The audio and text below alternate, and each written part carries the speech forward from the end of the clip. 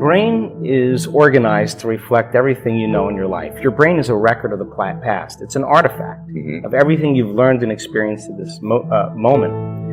The feelings and emotions are the end product of past experiences, and we can remember experiences better because we remember how they feel. So most people wake up in the morning and they start remembering all their problems, and those problems are connected to certain people and certain things at certain times and places. The moment they start thinking about those problems, they're thinking in the past. Those problems have an emotion associated with them, and the moment they start feeling those emotions, the body, as the unconscious mind, doesn't know the difference between an experience that's creating an emotion and the emotion the person's fabricating by thought alone. Now, thoughts are the language of the brain, and feelings are the language of the body.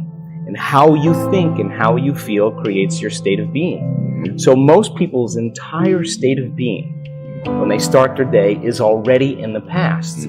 So you have a choice. The choice is, you're either defined by a vision of the future, or you're defined by the memories of the past. And when you decide to say, okay, I'm going to change, and you decide one thing, I'm not going to eat this food, I'm going to wake up earlier, whatever choice a person makes, the moment you make a choice to do something differently, and the hardest part about change is not making the same choice as you did the day before, get ready, because it's going to feel uncomfortable. It's going to feel unfamiliar. There's going to be some uncertainty and unpredictability, and that's the moment the game is on.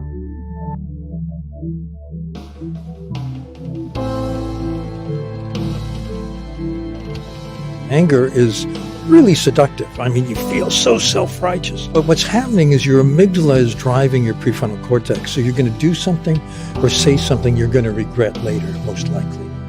And the way to manage that is it's really a case study in impulse control. These are emotional impulses. What's happening is the amygdala is hijacking your prefrontal cortex when you get angry. And if you can be self-aware, you can feel it coming on, and you can tell yourself, I'm getting angry.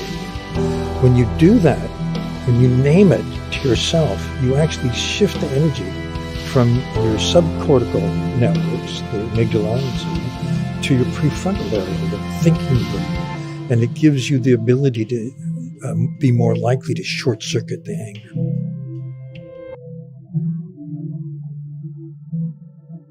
Diminishes the rage rush, and that is cognitive control, which is the ability to manage your emotional impulses.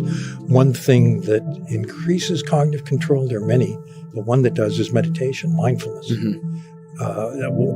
Developing the capacity to watch what's going on in your mind. So you can tell yourself, I'm getting angry now. The very fact you can say that to yourself sends the momentum in another direction, actually literally into different brain circuits. And that's going to diminish the intensity and also going to help you be more resilient. Resilience is measured as the peak of arousal in the brain, and anger is very arousing. Yeah. To getting back to baseline, to calm.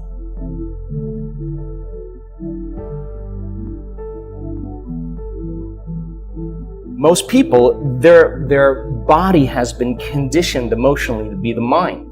The body says, wow, I'd rather hang on to my guilt than take a chance and possibility. I'd rather live in fear than trust in the unknown. So once the person feels uncomfortable, the body goes, whoa, wait a second, we're out of the program here, and body starts influencing the mind. That's right. So it says, start tomorrow, you'll never change, Right. You don't have the money to do this, you're not good enough, your mother told you were this, your father's fault, it's your ex's fault, all of the voices that come up. Now here's the deal, if you respond to those voices, those same thoughts as if they're true, by the way, they're always going on behind the scenes of your awareness, but now they're amplified because you're outside your comfort zone. You believe in that thought's going to lead to the same choice, which is going to lead to the same behavior, which is going to create the same experience and produce the same emotion. And the person's going to say, this feels right. No, that feels familiar. Going from the old self to the new self is a neurological, it's a biological, it's a chemical, it's a hormonal, it's a genetic death of the old self. And people will say to me, in that void, in that unknown, I can't predict my future. And I'll say to them, the best way to predict your future is to create it. Not from the known, but from the unknown. Love it. So close your eyes now and think about that vision.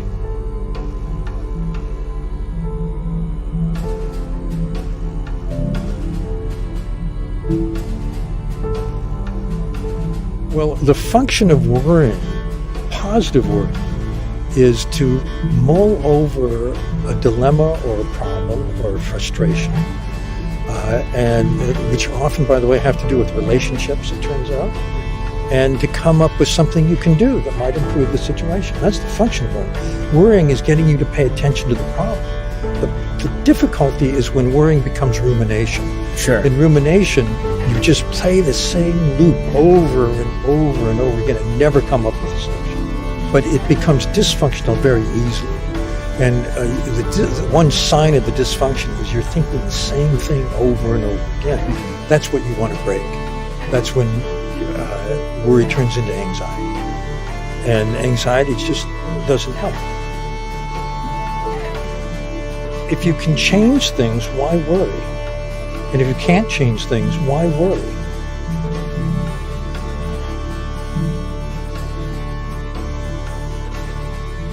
Once you start thinking about that vision of your future, you're activating the creative centers in your brain. And naturally, you begin to think about putting yourself in the scene. Yes. And the act of doing that, when you're truly passionate and truly present, the moment you're defined by that vision, when the thought in your mind becomes the experience, you begin to feel the emotion of the event before it's made manifest. Yes. Now, you're giving your body a sampling, a taste of the future. And now, if a thought and a feeling create a new state of being, you're combining a clear intention with an elevated emotion, and now you're beginning to change your biology, and you're seeing a whole new landscape that you could never see before, because you're no longer viewing your future through the lens of the past. This requires then something really specific, because most people will wait for their wealth to feel abundance. They'll wait for their success to feel empowered. So think about that. The absence of getting those things causes people to live in lack their entire life. That's right. And so they're waiting for something outside of them to change how they feel inside of them. And if they're not creating a new life, then they're not applying the proper principles, then they keep all their manifestations, all their dreams at arm's length. Think about this. If you get up feeling gratitude, if you get up feeling empowered, if you get up feeling whole, if you get up feeling unlimited, why would you worry about whether it was going to come or not? You would feel like it already happened. So worrying actually serves no function. One thing you can do is name what's going on. Oh, I'm caught in worry. When you say that, you're shifting the energy from the circuitry in the subcortical part of the brain, which carries the worry, and it's a salience network. This is important, think about it. You're shifting it to the prefrontal cortex, which can see that this is not that useful. The quicker that is, the quicker your recovery, the more resilient you are. Resilience is the opposite of getting stuck in rage or anxiety. It means that you can break out of that particular emotional state and get back to a state where you're calm and clear.